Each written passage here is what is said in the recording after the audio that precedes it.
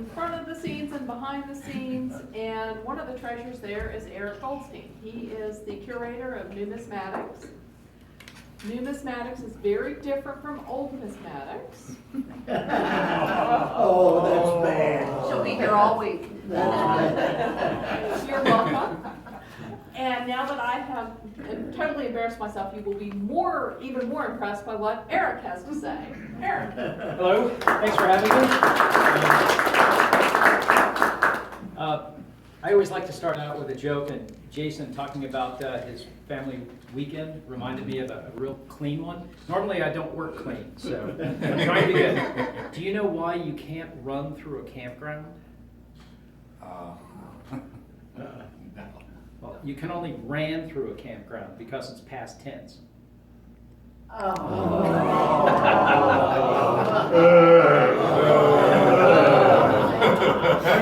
Shark. Yeah, I told you I don't work clean. Is there a joke in there somewhere? It was very clever. Hey, from an English major, it was really funny. See, yeah. I like nerdy jokes.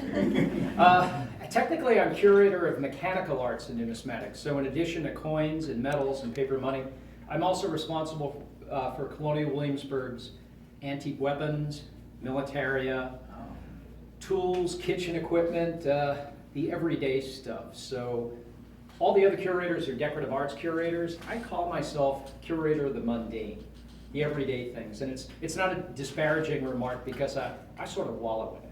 I'm not so much interested in the fancy claw and ball-footed piece of furniture. I like the tools that made the furniture and the technological processes that produce something like that. So that being said, we're supposed to talk about old coins. And to give you the full spectrum of colonial numismatics, you'd have to take a 3-week class that I give over a period of 3 years. It's a humongous subject. So what I thought I would do in this limited time span is, number one, show you some original coins from the colonial period and focus on the way money really was in this part of the world up through the end of the American Revolution and even a little bit beyond.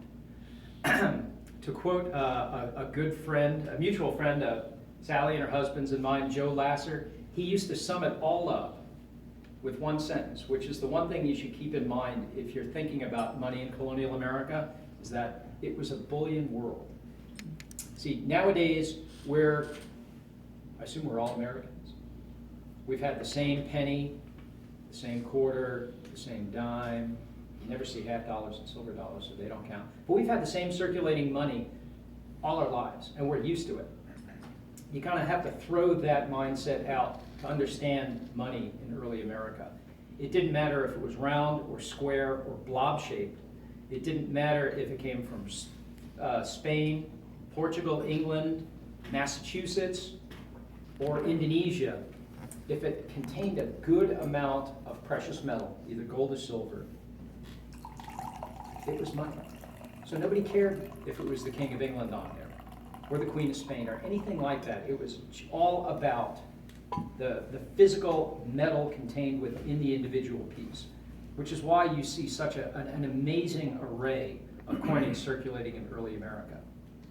And you might think that in the 18th century, we're a British colony, a royal colony, we have Lord Dunmore in town, you could easily fall into the trap of thinking, well, obviously, most of our money was English, right? Seems reasonable? Yeah. Couldn't be further from the truth. The most common coin circulating in Virginia in the Revolutionary War period, silver coins I'm talking about, not so much copper, we'll get to copper in a second, were Spanish made or Spanish colonial. Because you got to remember, England is building colonies mostly in the Atlantic world. The Dutch are running the giant trade fleets all over the planet. The Spanish have their colonies in Central and South America that are producing one thing only, gold and silver. And the gold and silver just starts pouring out of these New World territories, going back to Spain really as early as the 1520s and the 1530s, long before Jamestown. So with this flood of precious metal coming out of the New World and the Dutch trade fleets bringing it all over the planet, we really have the first situation that could be described as I guess you could say a worldwide economy. So that being said, the silver that's floating this worldwide economy is largely Spanish. Probably the most common piece. I actually brought real coins to show you. Hopefully we can get them passed around in reasonably good order. Anybody know the slang term for silver dollar from the colonial period? 8 bits? Huh? Is that 8 bits? Yeah, that's close. Piece of 8. This is a genuine piece of 8 struck in Mexico in 1744. I'm going to start this back table. What's that worth? $1 in the period. It's worth $1 in the period, or 8 Spanish reales. What's it worth now? A lot more. See, what happens is if I tell you exactly what it's worth, then May she's not going to get tell her that. husband and I'm going to get fired. Because I work for a nonprofit educational organization, I am prohibited strictly from giving out appraisals or talking about values. That being said, if you looked on eBay or went to a coin auction, you could see comparable pieces in the $300 to $500 range. So, see what I'm saying? I'm not telling you what that's worth, but I can tell you what I've seen them sell for. You get it? What's the actual silver value in that nowadays? Silver value in that nowadays is probably around 20 bucks. Now the reason that is the standard is because it's the first silver dollar size coin that's perfectly round. It's manufactured on all 3 sides. It's got a front, it's got a back, and it's got an engrailed edge going around it. So you can tell if somebody clips off a piece of metal. Remember, metal is money. So if you don't have a full ounce of silver in there, uh-oh. You got a 90-cent dollar. That's a piece of 8. Yeah. Is that why a quarter is known as 2 bits? Yes, you are right on the money. You got it ahead of the class. You're a planter. There can be puns. There can be puns. This is a 2-bit coin. See, a Spanish dollar is divided into 8 reales, or 8 royals. A quarter of that is 2 royals, 2 reals. But in America, when they didn't have a lot of coins, if I was buying a $50 watermelon from this guy, and all I had was that silver dollar, and he didn't have the change, you know how he'd make the change for me? He would take out a chisel and cut it in half. So by the time you cut it down into smaller pieces, they were called bits. 2 bits, 1/4 of a dollar. This is the direct ancestor of our Washington quarter, except this one was made in Bolivia in 1682. And if you notice, this is not a round coin. It's very blobby, it's very crude. These are the types of coins that call cobs. And nowadays, cobs are commonly associated with pirates. They're not pirate money. They're just coin of the realm. These are the coins that were being struck almost the entirety of the American colonial period. Cobs and sort of proto-cobs start being made in Mexico in the 1530s, and they don't really stop making them until 1772. So these sort of blobby coins are very common. In fact, we have one that's a half denomination of this coin, a 1 real or 1 bit, that came out of Peyton Randolph's backyard. Sir? You talk about them being struck, were they actually struck or poured, or did they have, They were struck. they had a forge to do this? They did. If you've ever seen, there was a whole industrial town centered around a mountain of silver in Potosi in Bolivia. And this town had everything. They could cast ingots, refine the ore. And it really wasn't until right about the American Revolution where they started getting machinery to strike coins. Before that, they were just handheld dies, like a regular punch. Eric, this one says genuine, not gradable. What does that mean? Not gradable. That is a modern marketing tool. This is kind of a special coin because this came from a specific shipwreck up in Canada. And what this company does, PCGS, is they encapsulate coins in completely inert holders, and they assign a numerical grade or some other criteria to it to make it trade like a commodity. I could care less about what the grade is. I just wanted that in the holder because it's part of the treasure found from this particular shipwreck, which would be a whole other lunch discussion if you want to give me some more coffee at another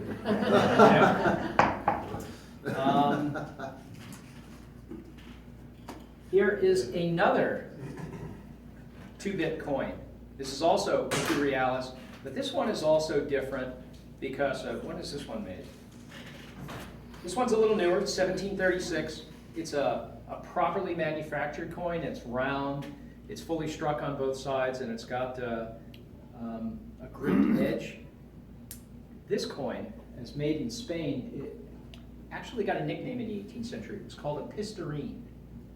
And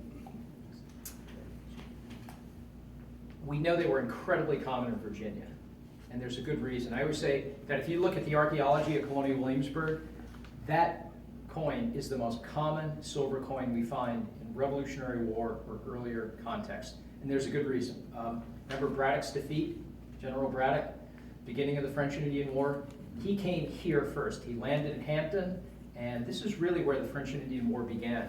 And when he got here and realized there was no hard money to be had, no real gold and silver, and he had this giant army which he had to get from here up to Pittsburgh, he panicked and he wrote to the British Crown, and the British Crown sent him 4,000 or 5,000 pounds sterling in these little coins. So he got here. He got all this money from the British Crown, second-rate coins, basically spent them into the local economy, which is why we find them all over the place. There's a little bit of proof of that. Please be careful with your drinks, because if this gets wet, I'll cry. This is a paper pistarine. In the colonial period, there was never enough gold and silver to go around, so they printed paper money. This note is the lowest denomination of the Virginia issue of July 17th, 1775, and it's got two different denominations, one in pounds sterling, which is 15 pence, or I guess a shilling and a quarter. It doesn't make much sense, but if you look at the borders all over the place, it says a pistarine. Now, why would they denominate a piece of paper money and compare it to a coin? This is concrete proof that in the 18th century, pistarine was the most commonly seen small chain coin. Pretty cool, huh? Yeah. And what would that be, like a nickel or A pistarine? In the period, a pistarine had, anybody here a coin collector? Did you guys see this? No, we didn't see those. You didn't see it? Okay. I didn't. Remember the 20-cent piece from the 1870s? This one you didn't see. I'm sorry? You saw that one because you did. Well, if you were alive in the 1870s, you look great now. So, the 20-cent coin of the 1870s. Not familiar with it? I thought my mind's earlier. Earlier, okay. The United States did strike 20-cent coins, a little bit less than a quarter. They were the direct equivalent to the pistarine, because there was still a need for that denomination past the Civil War. That's why they did it. Consequently, a quarter of a pistarine is a nickel. Is that what a franc was worth also? A franc? They didn't really use francs in the colonial period. That's a later French denomination. That comes in the 19th century. So also talk, did you have a question? Yeah, I was just curious, so a pistarine was common money. What could you buy with that? A pistarine? That was a good amount of money. Let's see. Did you buy groceries with it? You could buy quite a bit of produce. You could certainly buy a meal and a night's lodging with it. Okay. So it had some real buying So it was the power. equivalent of like a 50 in your pocket nowadays almost. Not quite that much. It Okay. might be more like a 20. Okay. I remember as a kid growing up in the Lower East Side of Manhattan at the turn of the century, for a nickel, my grandfather could see a motion picture and get a big bag of candy to split with his friend. Yeah. So a 20-cent piece, even in the 20th century, had a good amount of buying value. Back then, it was quite a bit. Virginia was the only one of the original 13 colonies that by its charter of 1606 was entitled to its own coinage. But unlike any other colony, our economy functions so well with just barter and credit and trading, things like that, that they never acted on it. In fact, all the other colonies started having paper money to meet their financial needs. 1690, 1710 in there. Virginia doesn't get paper money until the French and Indian War breaks out. And they never really seek to enact on their right to their own coinage until right before the American Revolution. So the Virginia government petitions the Crown. The Crown says, okay, you're entitled to this, we're going to do it for you. And the Tower of London produces the only colony-specific coin of the pre-revolutionary period, the 1773 Virginia halfpenny.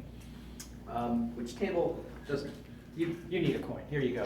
And It's what got is, what is that worth today? a halfpenny? That is well, that's a complicated question because the halfpenny that England struck for America was a lot lighter in weight than a regular English halfpenny. This is kind of midway between a half cent and a cent in the post 1793 period. Did it have any buying value? Oh yeah, a halfpenny? Sure. A halfpenny could easily get you some bread, something to eat. I was gonna say your English accent isn't very good, because it's a halfpenny. It's, well, that's more of a slang term. I can still see the parrot sitting on the parrot's shoulder yelling, "Pieces of eight, pieces of eight." Where does that come from? Pieces of 8? Yeah. Well, a piece of 8 is one of the coins that's One of going those. around. Because the coin itself is a piece, like a $20 gold piece. Yeah. It's just another term for the coin itself. And 8 is because it's divisible by 8, as in 8 reales. That's the official Spanish denomination. So it's a piece of 8 reales.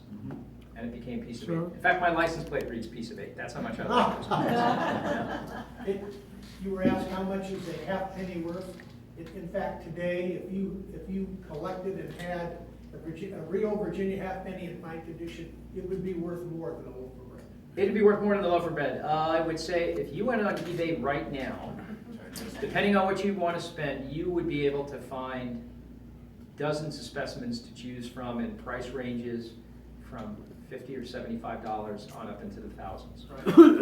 So they're common. In fine condition, it goes up. Yeah, the better condition, the better. And this would be the head of the king? That's the head of King George III and the arms of Virginia as a royal colony on the back. In fact, that is the most common coin of any sort we find in Colonial Williamsburg in archaeological digs. To date, we have found about 130 of them in contexts dating from the beginning, 1775-ish, until the Civil War. So they were in circulation in this part of the country for a long, long time.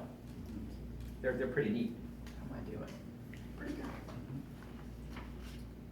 Anybody have, anybody familiar with the term not worth a continental? Well, I'd tell you this is a continental dollar, but this is a continental 1/6 of a dollar.